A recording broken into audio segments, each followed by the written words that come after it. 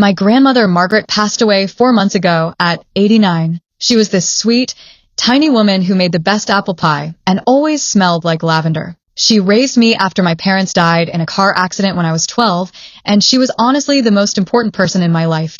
She left me her Victorian house in rural Oregon, this massive, beautiful place that's been in our family for over 100 years. My grandfather Thomas built it himself in the 1940s after he came back from the war. According to family lore, he disappeared in 1985 when I was born. Everyone always said he just walked out one day and never came back. Grandma never remarried and always spoke about him like he was the love of her life who abandoned her.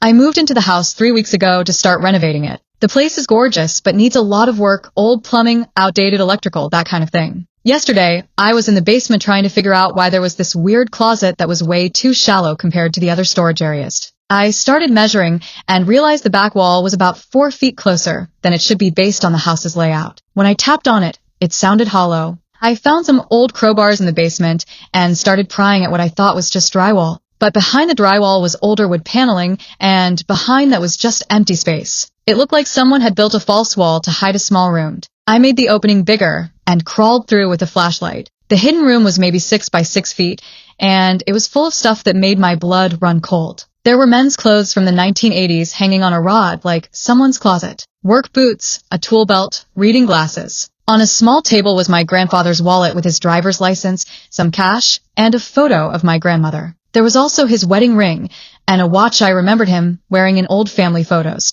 But the thing that made me call in sick to work today and drive straight to the police station was a journal. It was my grandmother's handwriting. I'd know it anywhere, and it was dated from September through November 1985. I can't bring myself to type out everything, but the entries described weeks of planning. She discovered my grandfather was sexually abusing my Aunt Sarah, my dad's younger sister, who was 14 at the time. When she confronted him, he told her to mind her own business and threatened to hurt Sarah worse if my grandmother interfered. The journal entries showed she'd been researching how to make it look like he'd left voluntarily. She wrote about draining their joint bank account gradually, forging his signature on documents, even practicing his handwriting. She planned everything meticulously.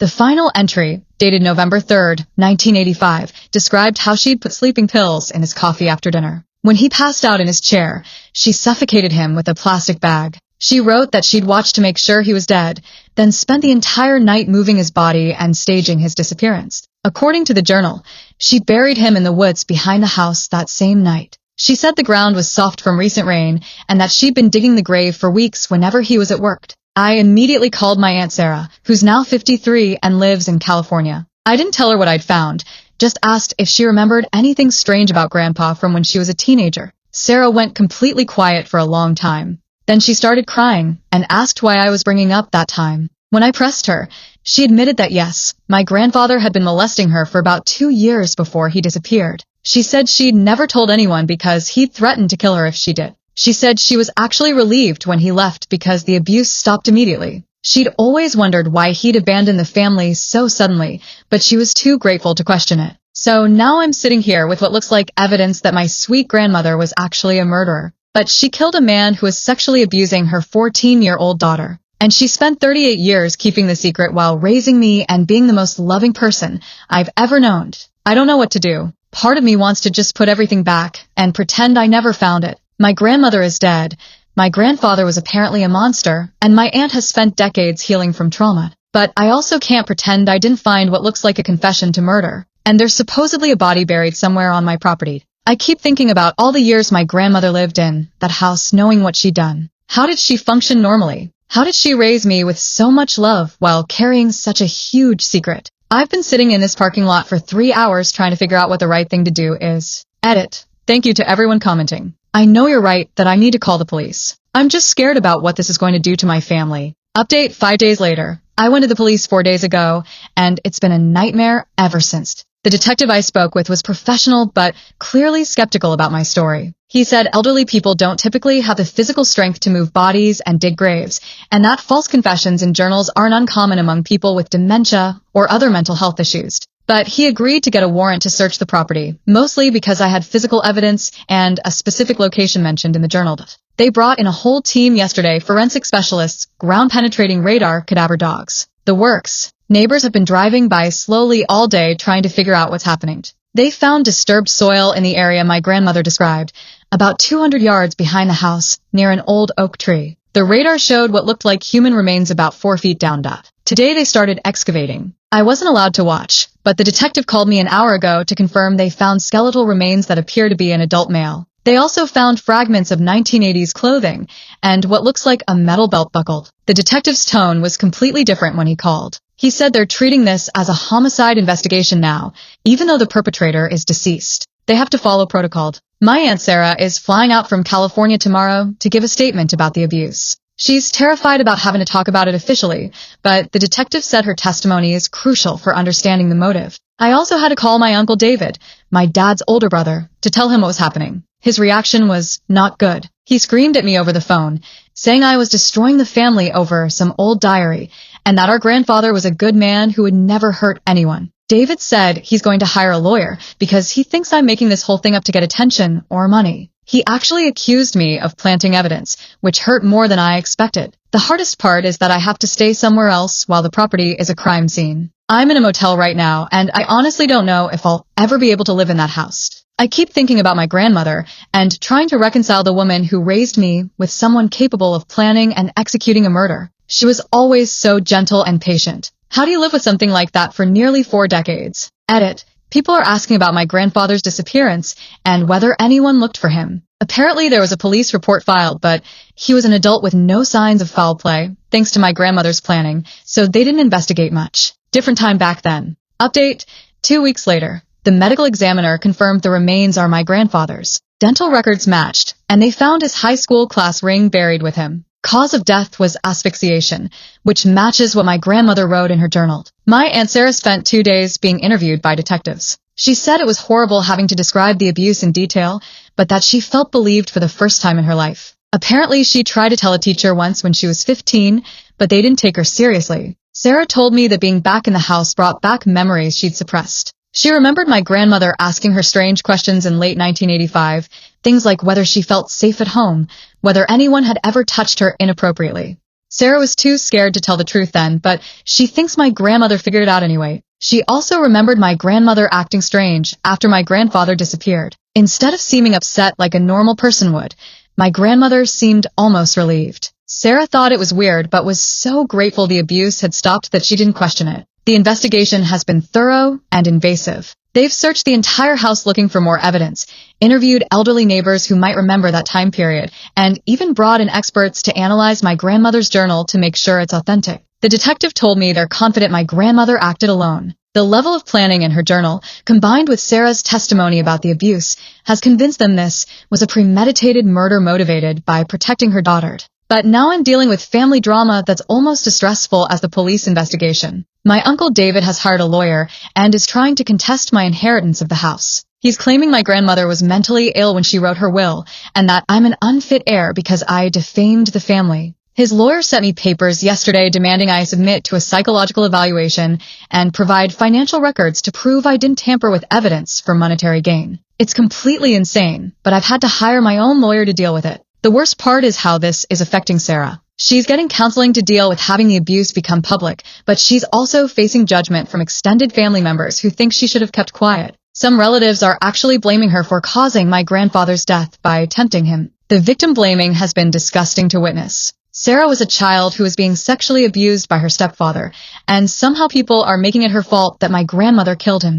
I've had reporters trying to contact me because someone leaked the story to local news. The headlines are sensational and horrible, things like grandmother's deadly secret and murder house inheritance. I've stopped reading them because they make me feel sick.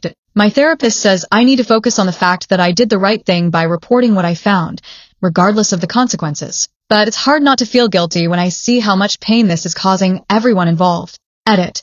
For those asking why my grandmother kept all the evidence, the detective thinks she might have been planning to confess eventually, or wanted proof of her motive if the body was ever found. People don't always think clearly when they're planning murders. Update. 6 weeks later, the district attorney's office has officially closed the investigation. They issued a statement saying that while Margaret Thompson, my grandmother, appears to have committed premeditated murder in November 1985, no charges can be filed due to her death in 2023. They also acknowledged that the crime was motivated by protecting a child from ongoing sexual abuse. The statement was carefully worded to avoid taking a stance on whether my grandmother's actions were justified, but it clearly laid out the evidence of abuse and the circumstances that led to my grandfather's death. My Uncle David's legal challenge has been a disaster for him. His lawyer withdrew from the case after discovering David has been lying about several key facts, including claiming he lived in the house during the time period when he actually lived in another state. My lawyer says David's case was frivolous from the start,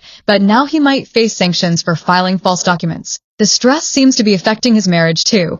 His wife called me last week to apologize for his behavior and said they're in counseling. Sarah has been doing better than I expected. She started a blog about surviving childhood sexual abuse and has connected with other survivors online. She said finally being able to tell the truth about what happened to her has been therapeutic, despite all the family drama. But she's also had to cut contact with several relatives who either don't believe her or think she should have handled it differently. It's been painful for her to realize how many family members prioritize reputation over protecting children. The hardest conversation was with my grandmother's older sister, my great-aunt Helen, who's 91 and lives in a nursing home. I felt like she deserved to know the truth about what her sister had done. Helen wasn't surprised.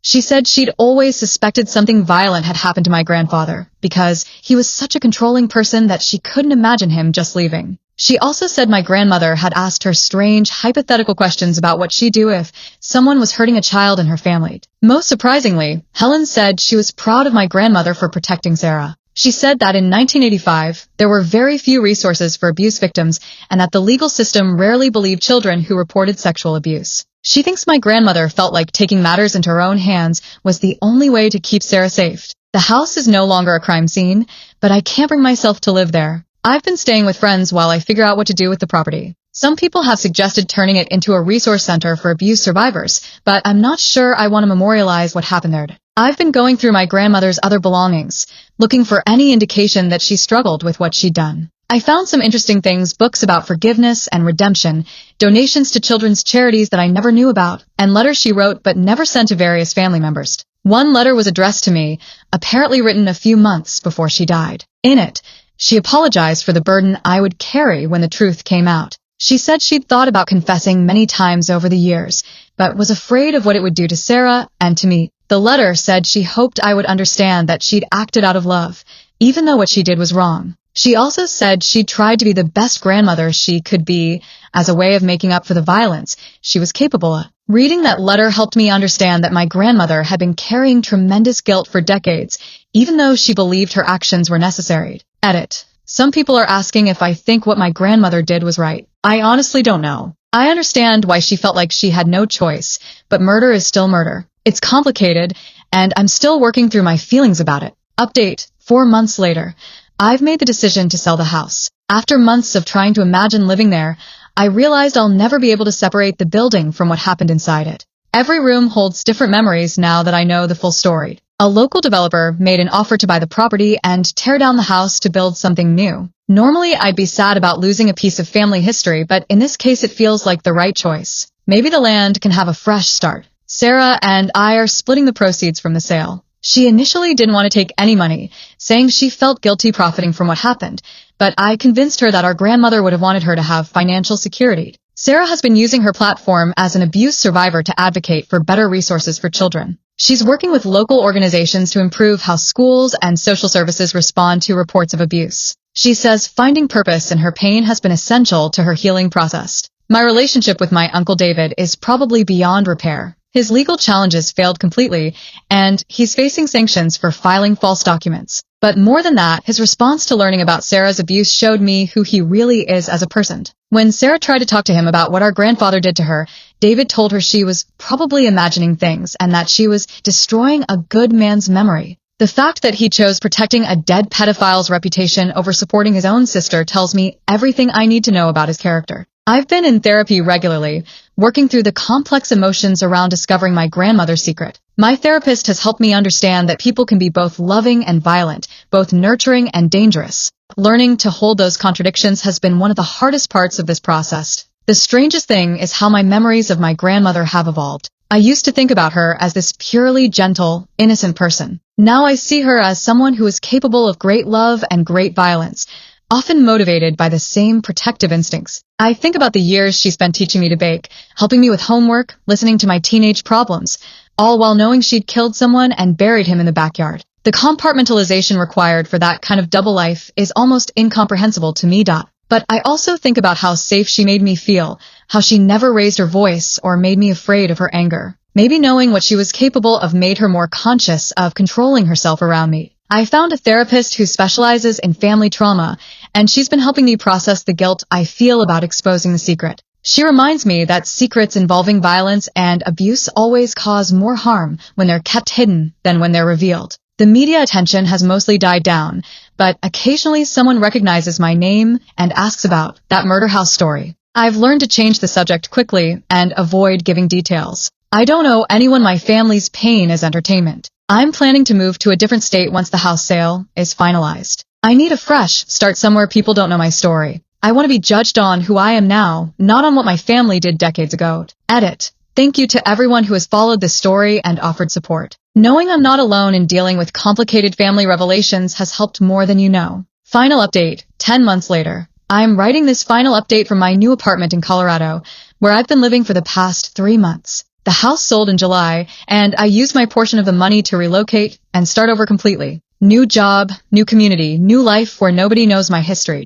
Sarah and I remain close. She's become a respected advocate in the survivor community and has been invited to speak at conferences about childhood sexual abuse. She says that having our family story become public ultimately gave her a platform to help other people, which has helped her find meaning in all the trauma. We talk every few weeks, and she's doing well. She's in a stable relationship with someone who knows her whole story and supports her advocacy work. She's also reconnected with some old friends who rallied around her when the truth came out. My uncle David and I have had no contact since the house sale. I heard through other relatives that his marriage didn't survive the stress of everything that happened, and that he's been struggling with depression. Part of me feels sorry for him, but I can't forgive how he treated Sarah. The most unexpected outcome has been how this experience changed my understanding of justice and morality. I used to see the world in much more black and white terms, but learning about my grandmother's choices forced me to grapple with moral complexity in a way I never had before. I don't think what my grandmother did was right, but I understand why she felt it was necessary. The legal system in 1985 was much less equipped to handle child sexual abuse cases, and she probably felt like killing her husband was the only way to protect her daughter. That doesn't justify murder, but it makes her choice comprehensible within the context of limited options and desperate circumstances. I've stopped trying to reconcile the loving grandmother I knew with the person who committed premeditated murder. Instead, I've accepted that she was both things simultaneously, someone capable of tremendous love and terrible violence, often motivated by the same protective instincts. My therapist says that learning to live with moral ambiguity is one of the most difficult challenges humans face, because we want people to be either good or evil, not both. But real life is messier than that. I think about my grandmother often, but with less anguish than I felt initially. I remember her patience when teaching me to cook, her pride at my school achievements, the way she always made me feel safe and loved. Those memories are still real and meaningful, even knowing what else she was capable of. I keep the letter she wrote to me in a safety deposit box, along with some photos and family documents. I'm not sure what I'll do with it eventually, but it feels important to preserve as evidence of what really happened. If I ever have children someday, I want them to know their family history, including the complicated and painful parts. I believe that understanding where we come from, the good and the bad, is essential to making better choices going forward. The house is gone now, torn down and replaced with a small subdivision. I drove by the area once before I moved, and there's no trace left of the place where so much love and violence and secrecy existed for so many years. Maybe that's appropriate. Maybe some stories are meant to end with a clean slate and new beginnings. I'm in a good relationship now with someone who knows my whole story and accepts it. He says that how I handled discovering my family's secret shows what kind of person I am, and that I'm not responsible for what previous generations did. I'm still working on believing that myself, but I'm getting there. The most important thing I've learned is that family secrets involving abuse and violence need to be exposed, no matter how painful the consequences. Keeping them hidden only allows the damage to continue spreading through generations. My grandmother spent 38 years carrying the weight of what she'd done, and I think it must have been exhausting. She tried to make up for it by being the best caretaker she could be, but the guilt was always there underneath. I hope that wherever she is now, she's finally at peace with her choices. And I hope that Sarah, who survived so much and has turned her pain into purpose, continues to find healing and meaning in helping other survivors. As for me, I'm ready to stop being defined by what my grandmother did in 1985 and start building whatever comes next. The story will always be part of me, but it doesn't have to be the whole story. The truth was worth knowing, even though it hurt. It's always worth knowing. Edit. This is my final update on this situation. I'm closing this chapter and moving forward. Thank you to everyone who offered support and perspective during one of the most difficult experiences of my life. If my story helped someone else dealing with family secrets or trauma, then sharing it was worthwhile.